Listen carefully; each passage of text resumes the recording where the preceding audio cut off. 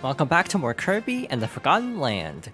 Last time, we won the Ultimate Cup at the Colosseum, so this time, we're resuming our search for Leon's soul at the Isolated Isles. Our next stop is the 4th major level here, which is right over here. Forgo Horns.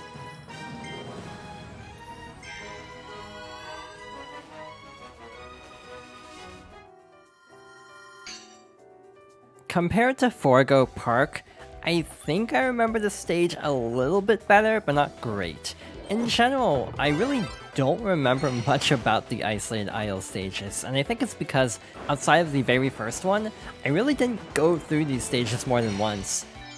Again, I feel like if there were missions in these stages, I'd actually remember them more because I would have had to go through them multiple times to find everything, but because I basically played these stages one time, in general, I feel like I don't remember these very well.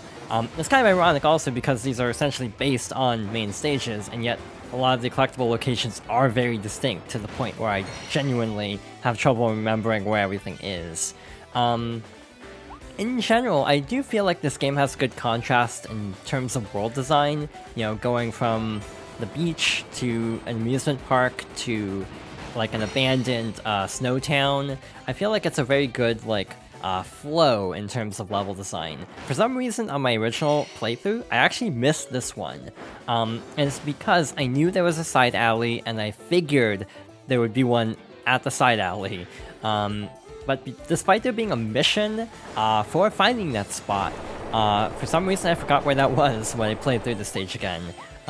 So I actually went back and forth through the stage, or the screen multiple times trying to figure out where the side alley was. I thought it was on the right side of the stage, and that was what was tripping me up there. Once I figured out it was on the left, I managed to finally find it. But yeah, that was one that definitely took me way longer than it should have. We have some metal blocks here and a vending machine. First of all, we have to fight 2 Bronto Burt Juniors, but with this particular vending machine, do not actually use the soda shot. We need to basically break break metal boxes at the end of this path. So we don't want to use up too many soda cans now, because we need to save some for the very end. We have a very precarious path with Gordos, and so we can break this. So yeah, that takes 2 shots, and we have 3 total. Alright, so we've cleared out this area. If I'm not mistaken, if you end up respawning the vending machine, like if you lose it, I think the amount of soda cans it has resets, but actually I'm not 100% sure about that, so I would just play it safe and try to make it to the end with all 3 if possible. Alright, so we're ready to move on.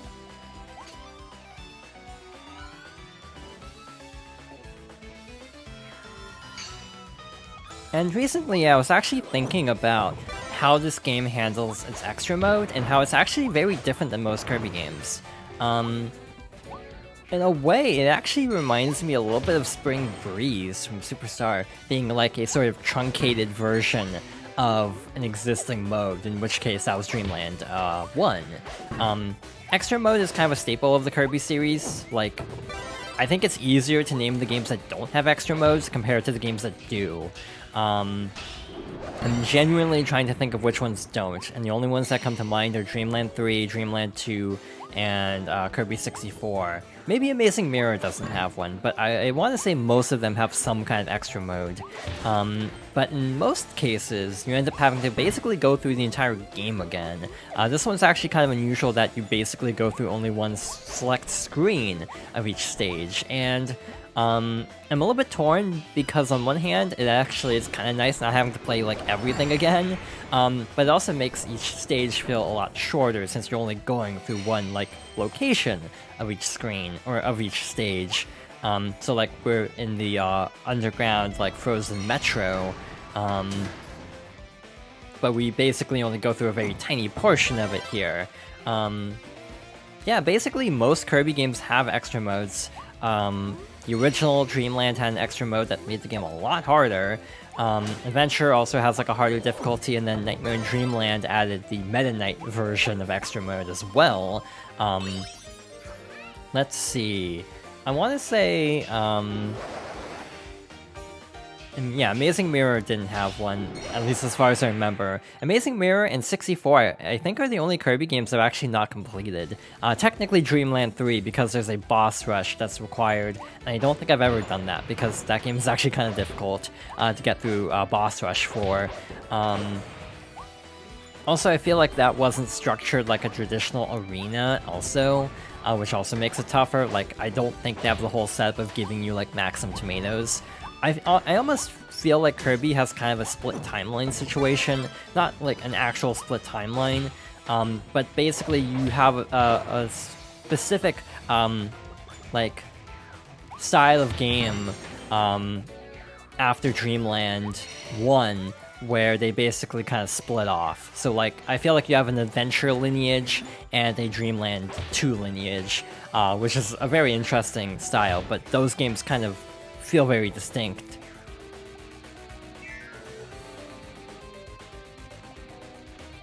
To try to explain this in a little bit more detail, it's like, weirdly enough, if you were to like say something like trilogy, like describe Kirby games as a trilogy, and I feel like I have heard people talk about like the Dark Matter trilogy, and they call it that because Dreamland 1 isn't part of the Dark Matter trilogy. The actual story-connected trilogy in the original Kirby games is actually Dreamland 2, Dreamland 3, and 64. So yeah, those games have a very distinct style. They had a different like director, if I'm not mistaken. I can't remember the name actually. But yeah, they definitely had a different like director, so there's a very distinct identity to those games. Like the copy abilities don't have hats. The music has a very distinct flavor to it. Like yeah, 64 and Dreamland 3 have a lot of similarities, but not really to Superstar, because Superstar was actually before Dreamland 3, if I'm not mistaken. And yeah, Kirby 64 is a good game. It's just I've never taken the time to get all the crystal shards, just because of having to find really specific copy configurations to actually get everything, and I've never taken the time to do that. By the time this video goes live, I wonder if Kirby 64 will be on the Switch, because that was one of the games listed in the original trailer for the expansion pack. I still don't have it, actually. Mostly because I have ways to play like a lot of Nintendo 64 games, so it's not super necessary. The only reason I would actually consider the expansion pack would be if I were to do Let's Plays of more Nintendo 64 games, because the emulation quality, now that they've patched it, is actually not too bad, and is probably among the better ways to actually play some of these games, like some of the Zelda games. Now, I feel like I'm doing this entirely wrong, but I'm not entirely sure how to get this, to be honest. I almost feel like, yeah, like that. I think I got it with Needle or something really specific on my original playthrough, but I feel like that's what you're intended to do. You're supposed to kind of jump and then, like, use the lunge to get that.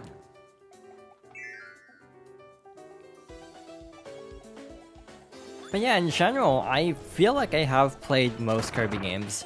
I stand by Kirby being one of the most consistent Nintendo series. It's not my favorite, but in terms of like success rate, I think Kirby is genuinely one of the most consistent franchises, for better or worse. Obviously that consistency can come at a price, because it also leads to some of these games to feeling very safe. But in general, yeah, like the worst Kirby games are, in my opinion, Dreamland 2 and maybe Star Allies, and maybe Amazing Mirror, partly because I've only played Amazing Mirror in single player, and thus it wasn't the best experience in the world. But in general, I feel like... Oh, this stage sucks, by the way. Or this fight sucks. We have to collect these little gems and fight Wild Edge at the same time. So, yeah, this is fun. If I'm not mistaken, we actually have to fight multiple mini-bosses, and for every mini-boss we fight, another one of those little star pieces will go by. I definitely don't want Needle. I actually saw a video the other day of fighting a really difficult boss that we actually haven't seen yet, with the third evolution of Needle, and they ended up kind of shredding through the boss fight. So yeah, even the powers that aren't necessarily as immediately good can still be really incredible with the proper evolutions and tactics. Like for Needle, for example, instead of dealing direct damage, the best way is actually to pick up stars and throw them at bosses, and that will basically shred through bosses' health bars. Again, my particular gameplay strategy just doesn't necessarily align with using Needle or Drill, even though those are very good abilities. But yeah, even though there are definitely some powers that are stronger than others, there are definitely some cases where most abilities are relatively viable, even though some are not my preference, if that makes sense. This fight actually is not easy, because we have to fight this with like a current. Or is there a current? I thought we were being pushed to the side, but I actually don't know now. Yeah, we are. So the next crystal's right there. I actually don't know what the official name of these are. They're technically star pieces, considering they make a star. They actually don't know if there's an official name. Like, I don't know if there's a figure of those to get an official name. Oh, this sucks. We can't move because we're stuck in the corner. There we go. Finally got out of the corner. The wind is not helping. That is a lot of durians. For the longest time, the only place I'd ever heard of durians was actually Super Mario Sunshine. Like, I'd never heard of durians outside of the context of Sunshine. Alright, so one more boss to go, and it is Wild Frosty. Luckily only one this time, and also no mission, so we don't have to worry about not taking damage. I took a hit on purpose, just because I was afraid of the crystal getting away from us. Meaning we got all of them. The last one is past the bridge, so we're good to go there. Yeah, the Kirby series is just relatively consistent. Again, I almost feel like a problem with Kirby, not a huge problem, mind you, but a problem with Kirby is that these games are generally pretty safe. And the ones that are less safe tend to get a lot more, like, positive reception. Obviously, this game is very much taking risks in some ways. But also Planet Robobot is the other one that I feel like has taken the most risks in the modern era of Kirby. Obviously, then you have classics like Superstar, but even then, I feel like a lot of the Kirby series, like the Dreamland trilogy even, is relatively, like, safe in terms of how it's designed. Like, it's not bad, I still enjoy these games, but they're not quite, you know, they're not, like, groundbreaking or anything. They're just, like, consistently fun, like, romps, that are just, yeah, low-key, other than, like, super bosses and stuff. They're just, like, consistently pretty enjoyable.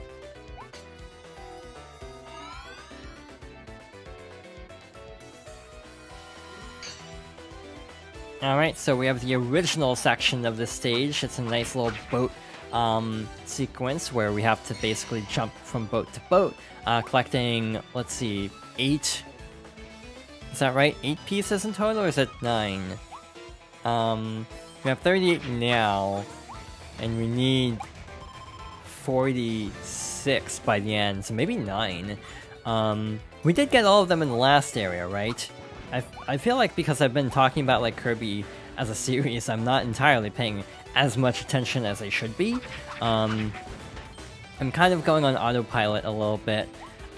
Yeah, I feel like my least favorite Kirby game is Kirby's Dream Land 2. Not because it's a particularly bad game, but it's actually extremely punishing.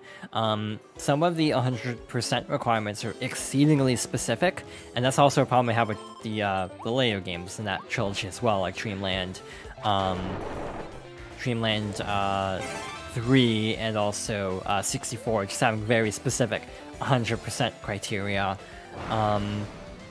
But that final boss is, like, the one and only time I've, like, actively, I think, rage quit a Kirby game. Like, no joke. That boss is brutal. The other time I actually rage quit a Kirby game was Planet Robobot, because the True Arena fight in that game has an insta-kill attack. And that was not great after getting through all of the True Arena and then dying in one hit.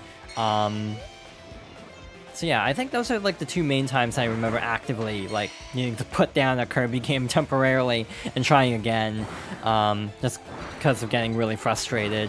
Yeah, so even though these games are generally pretty easy, they do have their moments of just being kind of aggravating at times, but in general that's kind of few and far between. In general, I feel like this is a fairly straightforward Kirby game. There are definitely moments, but even though I think it's actually a fairly balanced game in difficulty, I do feel like the harder end of the difficulty curve is actually lower than Plant Robobot, as an example.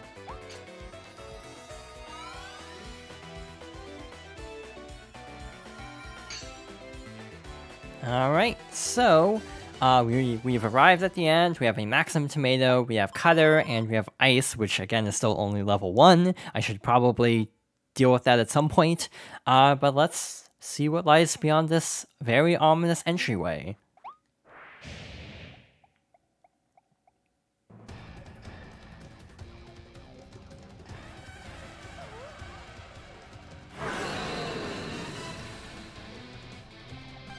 His illusory nemesis, Phantom King Dedede. He now has 6 Awoofies instead of just 2. Alright, we can dodge. Again, we have no missions to worry about. We also have Dragonfire. One downside of Dragonfire, I feel, is that the actual dash is less reliable than, like, for the other abilities. By the way, guarding is less effective now. You know, we could dodge and guard a lot before, but now even if we guard, we will take chip damage. So yeah, we have to actually... I would actually recommend relying more on different tactics.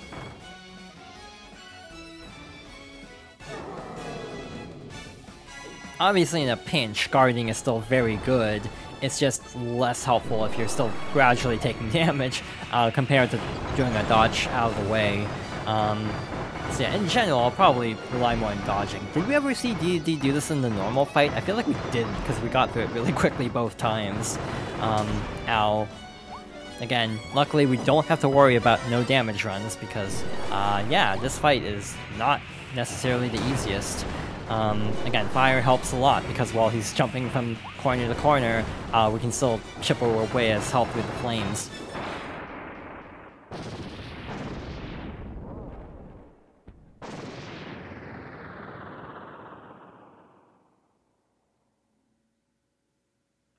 And with that, we have recovered another set of Leon's Soul.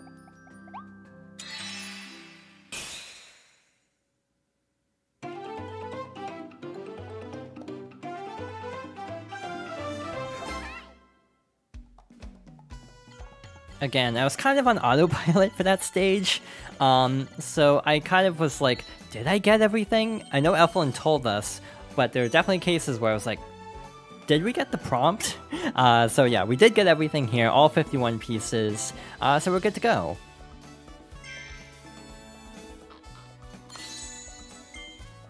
Big Rig Mouth Kirby. To save 2 worlds, Kirby's final mouthful must be his biggest. It looks like a lot to handle, but he seems totally fine somehow. Go Kirby, carry your and Elflin's combined hope for the future, race through the sky, and deliver the final blow.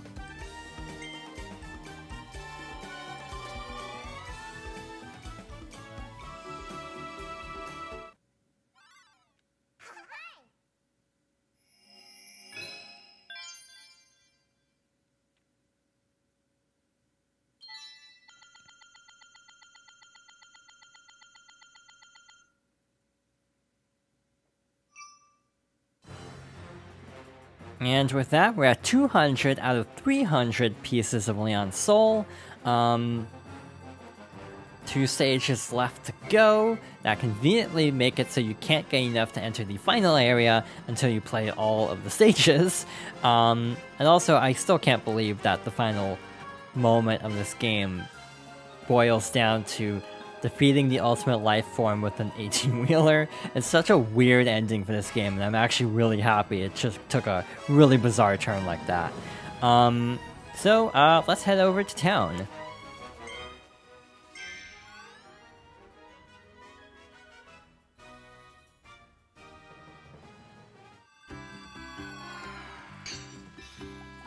We actually took a lot of damage. Under Flangar is okay back there. We gotta find him, Kirby. Let's go. We will resume that next time. For now, I actually want to take care of a few things around Waddle Dee Town. First of all... Wow, they built a corner stage. Looks like that band is named the Deedly Dees. Can we stop and listen? Maybe they'll play requests if we toss star coins into their guitar case. This is basically the sound test. So we can basically cycle through a lot of songs, not all the songs. We can also set it to like auto, which is kind of cool. I really like when games have sound tests that actually have a lot of character. Like, having characters actively performing songs is like a really cool detail of sound tests. And that doesn't always happen. Sometimes you just get a screen that lists all the track numbers. But yeah, having a sound test that actually has a lot of personality is honestly really impressive to me. Also, the song keeps playing, so that's nice. But we have a guitar case, so if we press A, I think we actually have to hold A.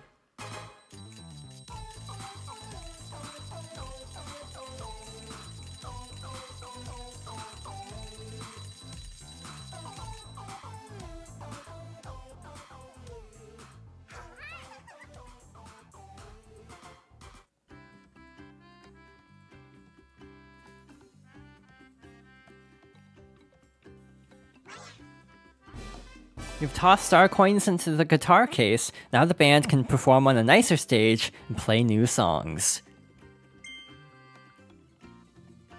So yeah, we can unlock additional songs from time to time by tossing a few coins to the band. And we'll be doing that periodically as more songs become available, but that's all the songs that are available at the moment. We only have one upgrade to the stage at this time. We have 9 rare stones, so let's actually go to the weapons shop.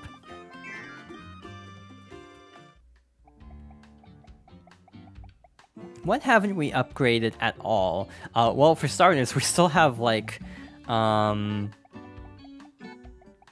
I'm not really concerned about Deep Sleep. Obviously, we'll upgrade it eventually, but I don't think there's a treasure road for that for obvious reasons. Also, I'm dreading the upgrade for this. More on that later. Let's go with this. Would you like to evolve the Tornado ability into Floor Tornado?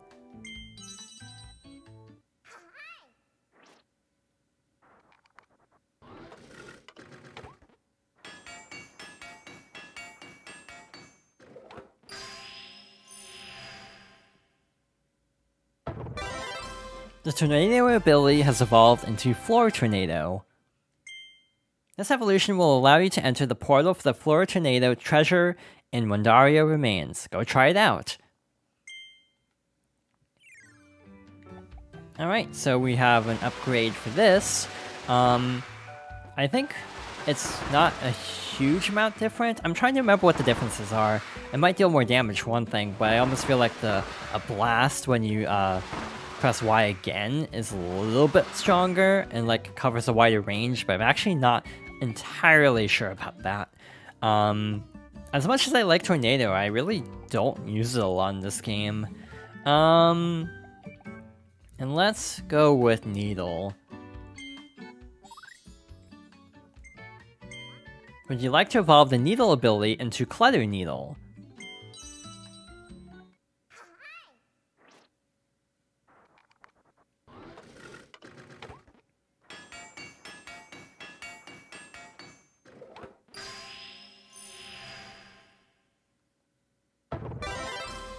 The Needle ability has evolved into Clutter Needle. This evolution will allow you to enter the portal for the Clutter Needle treasure in Winterhorns. Go try it out. Now, this lets you drop a bunch of debris when you actually transform back. I actually don't know if the debris does damage. It looked like Elflin responded to it.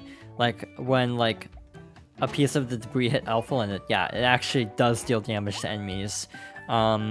Also, I think it's an homage. I think this is a reference to the double needle in 64, but it's been a while since I played 64, so if that's wrong, then that's why. I want to hang on to some rare stones for something special, so we'll stop there for now. Let's heal up. We are at half health.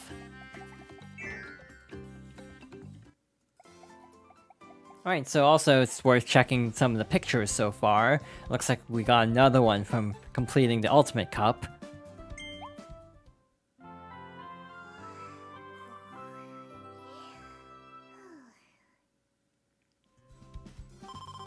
Oh, that's interesting. There are more animations of Kirby falling off the bed. And let's try one treasure road.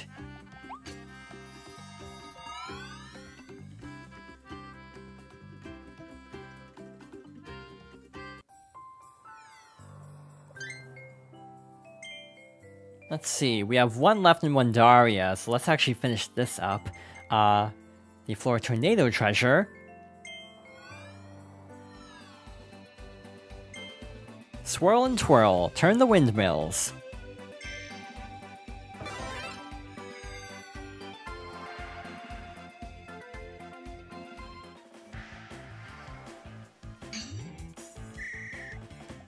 Alright, we have a target time of 1 minute and 1:30 in total. Some of the times are actually really weirdly set up like that, where the amount of time differential is actually really small between the total time and the actual target time. I feel like some of them are even more specific, like ones that are like, your target time is 45 seconds and the mission itself is a minute. So it's like, yeah, you don't have much leeway to clear the mission in general, let alone for the target time. My best advice is just time Y or B presses really well to actually stop not above spikes, because obviously taking damage from spikes will slow you down. One more set here.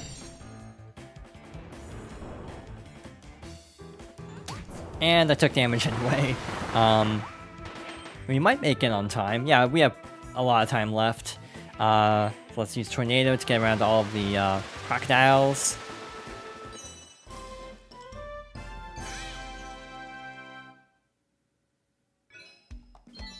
Reminder, that was a 3-star difficulty. I don't know why. That seemed really easy, actually. Given how much we had 12 seconds left over.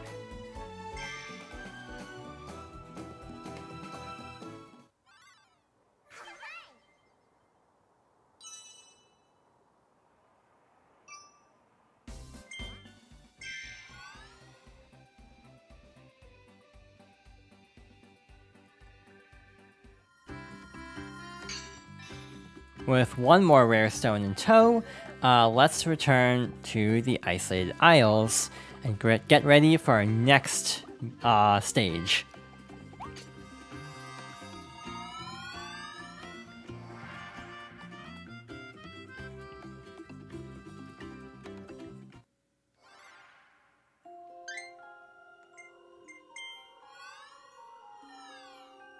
We will be exploring the Forgo Wasteland next time. So thank you for watching, and I hope you'll join me next time for more Kirby and the Forgotten Land.